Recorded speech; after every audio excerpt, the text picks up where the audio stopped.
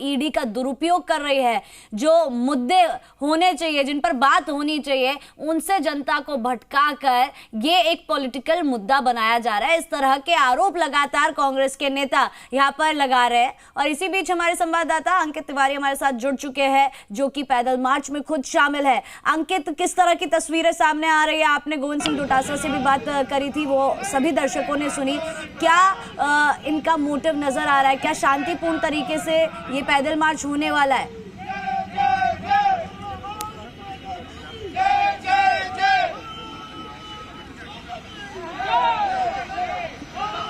देखिए, कांग्रेस का अब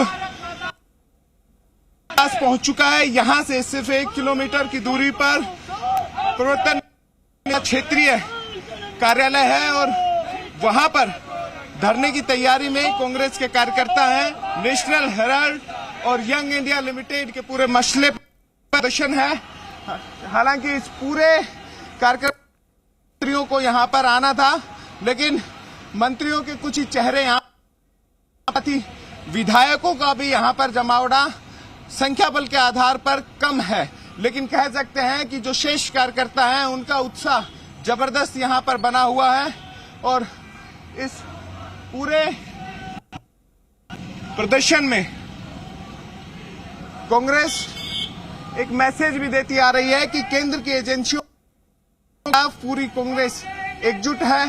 ये जारी है, बैनर पोस्टर लेकर वापस जुड़ने की कोशिश करेंगे अंकित आपके साथ। इसी बीच हमारे संवाददाता सुशांत पारेख लगातार हमारे साथ जुड़े हुए हैं, जो कि ईडी ऑफिस के बाहर मौजूद है। सुशांत, बताया जा रहा है केवल 1 किलोमीटर का फासला रह गया है और जो पैदल मार्च कांग्रेस ने निकाला है वो बहुत जल्द अब ईडी ऑफिस के बाहर पहुंचने वाला है। ऐसे में जहां एक तरफ दावा किया जा रहा है कि शांतिपूर्ण तरीके से ये जो प्रदर्शन है वो किया जाएगा, तो वहीं अभी हरीश रावत की बात हमने सुनी। उन्होंने बताया कि भले हमें बैरिकेड भी तोड़ने पड़े, लेकिन आज हम हमारी आवाज वहां तक पहुंचाएंगे। क्या अंदाजा लगाया जा रहा है? क्योंकि देखिए, वो तो वक्त ही बताएगा कि किस तरह का ये प्रदर्शन होने वाला है, लेकिन क्या अंदाजा लगाया जा रहा है? जिस तरह से पुलिस बल वहां पर तैनात किया जा चुका है, क्या कुछ थोड़ा हल्ला वगैरह हो सकता है वहां पर?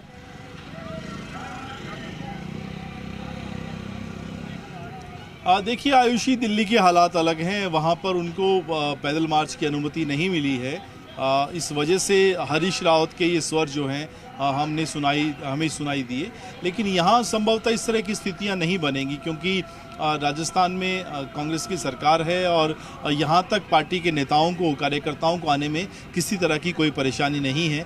जो तस्वीरें हमारे सहयोगी अंकित तिवारी दिखा रहे थे कि किस तरीके से अब कुछ ही क्षणों में जो है पार्टी के नेता कार्यकर्ताओं का एक बड़ा समूह, जो कहें काफिला कहें, वो यहाँ पहुँचने वाला है। और उनसे ठीक पहले पार्टी के कार्यकर्ताओं की, नेताओं की गाड़ियाँ जो हैं यहाँ पर आने लगी हैं।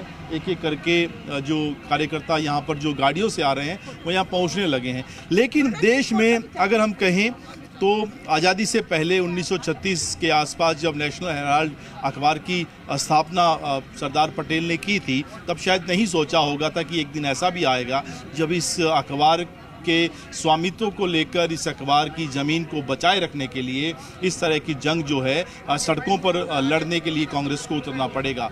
और आरोप ये है, जो याचिका दायर हुई थी 2014 में, उसमें कहा यह गया कि इस अखबार की संपत्ति को हड़पने के लिए, यानी दिल्ली में जो दफ्तर है, जो एक तरीके से कहें अखबार चलाने वाली कंपनियों को, उनके मालिकों को बहुत कम कीमत में दिए जाते रहे हैं, करीब 2000 करोड़ के आसपास की संपत्ति बताई जा रही है, उस पर कब्जा करने के लिए कांग्रेस ने पूरी प्लानिंग की कि उन्होंने यंग इंडिया अलग से कंपनी बनाई।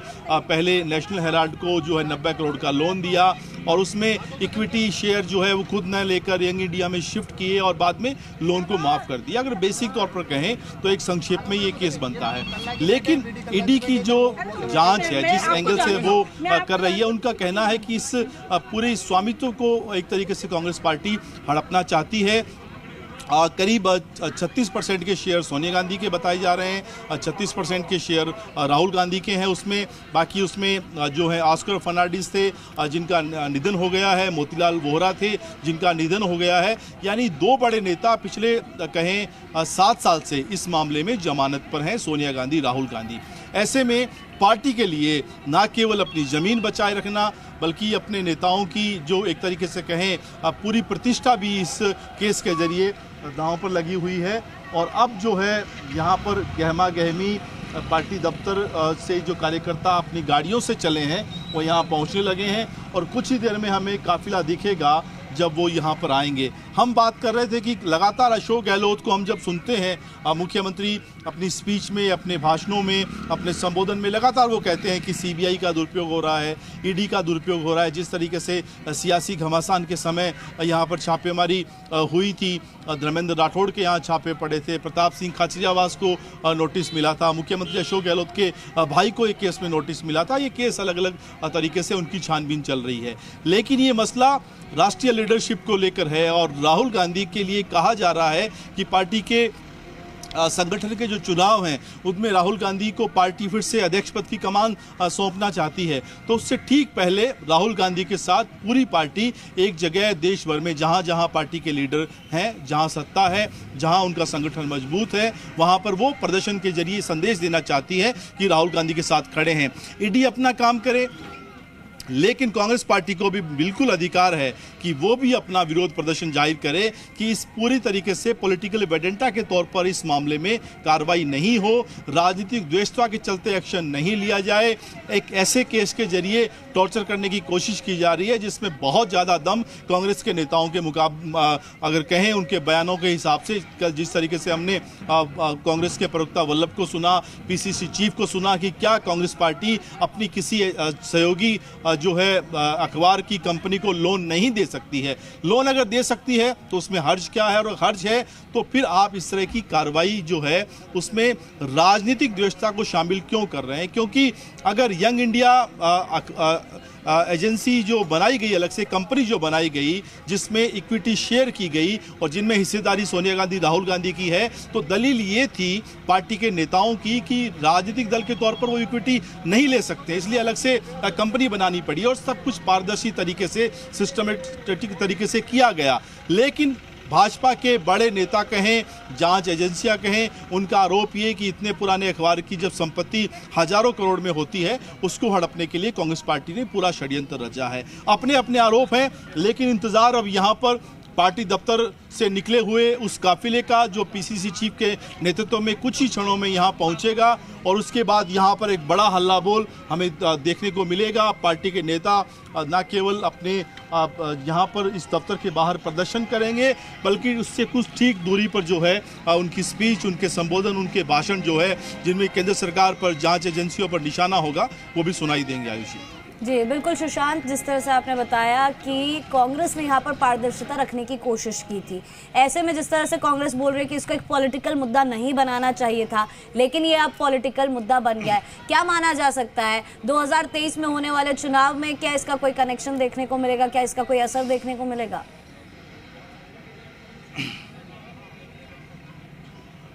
देखिए, सीधे तौर पे कोई कनेक्शन नहीं है, लेकिन राजनीतिक दल जो हैं आयुषी, इस तरह के जब बड़े मामले होते हैं जिनसे कार्यकर्ताओं में उत्साह हो और पार्टी की लीडरशिप पर जब सवाल खड़े हों, तो एकजुटता का संदेश देने की कोशिश हमेशा से करते रहे हैं। इससे पहले भी अगर हम इतिहास को उठाकर देखें तो समय समय पर इस तरह की तस्वीरें अलग अलग राजनीतिक दलों में दिखाई देती रही हैं। ये सवाल हमने आरसी चौधरी प्रवक्ता से भी पूछा था कि केंद्रीय एजेंसियों के दुरुपयोग का आरोप नया नहीं है। ये मुख्यमंत्री अशोक गहलोत जब बात करते हैं केंद्र सरकार की, तो भाजपा के नेता पलटवार यही करते हैं कि ये इंदिरा गांधी के ज़माने से जो है सीबीआई को सरकार का तोता कहा जाता है। ये आरोप बहुत पुराने हैं, लेकिन सवाल ये है कि जब जब आपको कांग्रेस पार्टी को टॉर्चर करना होता है, आप इस मुद्दे को फिर से जिंदा कर देते हैं। बिल्कुल सुशांत, यहाँ पर रोकना चाहूंगे आपको, वक्त हो गया एक छोटे से ब्रेक का, वापस जुड़ेंगे आपके साथ और जल्द लौटते हैं। यहाँ पे ले रहे